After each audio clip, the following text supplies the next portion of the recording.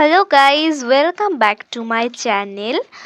আজকে আমি বানাবো মটরশুঁটির কচুরি। তার জন্য আমরা এখানে মটরশুঁটি ছাড়িয়ে নিয়েছি। এই মটরশুঁটিগুলোকে আমরা ভালো করে ধুয়ে নিয়েছি। মটরশুঁটির পুরের মধ্যে দেওয়ার জন্য আমরা এখানে নিয়ে নিয়েছি সানরাইজের জিরা পাউডার, কাঁচা লঙ্কা, আদা আর কালো জিরে। মিক্সার মেশিনে আমরা কাঁচা লঙ্কা, জিরা পাউডার আর আদাটাকে আলাদাভাবে পেস্ট করে নেব। লঙ্কা আদার পেস্টটা আমাদের এখানে হয়ে গেছে। এইবারে আমরা মটরশুঁটিগুলোকে পেস্ট করে নিয়ে আসব। আমাদের মটরশুঁটিটা পেস্ট হয়ে গেছে। আপনারাও এরকমভাবে স্মুথলিভাবে পেস্ট করে নেবেন। আমাদের কড়াই গরম হয়ে গেছে। এরপর এর মধ্যে আমরা দিয়ে দেব সাদা তেল।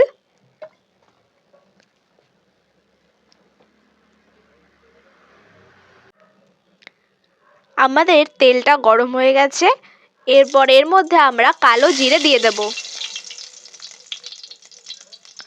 আর দিয়ে দেব হিং।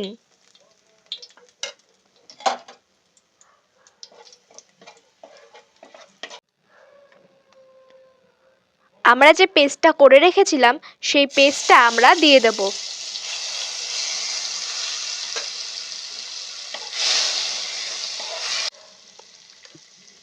আমাদের মশলাটার থেকে কাঁচা গন্ধটা চলে গেছে।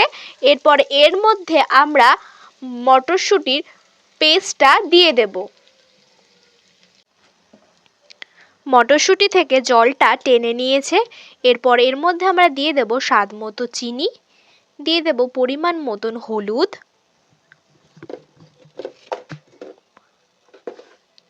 আর দিয়ে দেব স্বাদ মতো লবণ। দিয়ে একটু ভালো করে আমরা মিশিয়ে নেব। এরপর এর মধ্যে কিছুটা পরিমাণ ছাতু দিয়ে দেব। তাহলে জলটা আর থাকবে না, একদম পুরো মাখো মাখো হয়ে যাবে।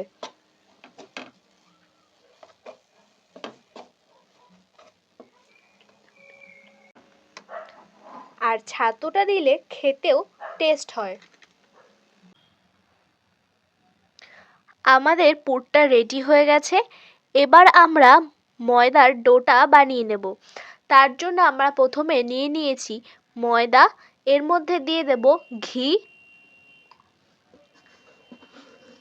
দিয়ে দেব স্বাদ মতো লবণ, আর দিয়ে দেব স্বাদ মতো চিনি।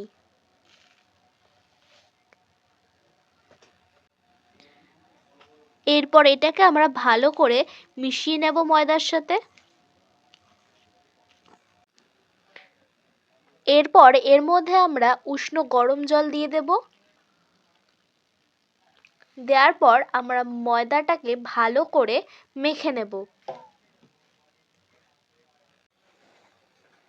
এরকমভাবে আমরা লেচিগুলো করে নেব। এরপর একটা লেচিকে নিয়ে আঙ্গুলের সাহায্যে এর মধ্যে আমরা পুরটাকে দিয়ে এরকমভাবে বন্ধ করে দেব।